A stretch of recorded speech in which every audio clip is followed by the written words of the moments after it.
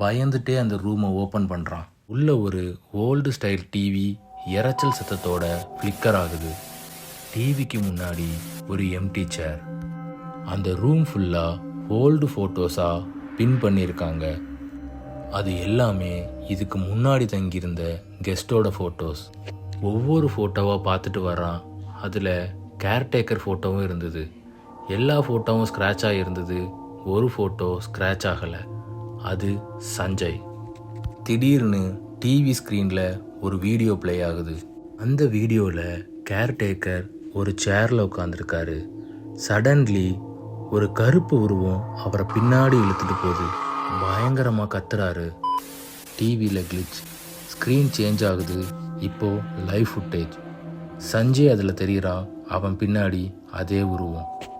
பயந்து போன சஞ்சய் ரூமை விட்டு வெளியே ஓடி வர்றான். பட் காரிடார் லூப் ஆகுது. என்லெஸ்ஸாக அதே இடத்துல ஓடிட்டு இருக்கிற மாதிரி சஞ்சய்க்கு ஃபீல் ஆகுது.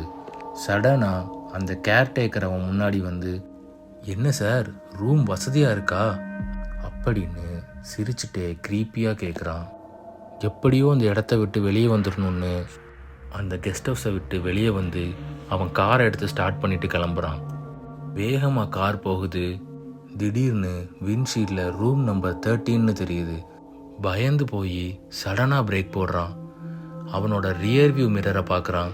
பின்னாடி அதே கேர்டேக்கர். அப்போ சஞ்சய்க்கு என்னாச்சு?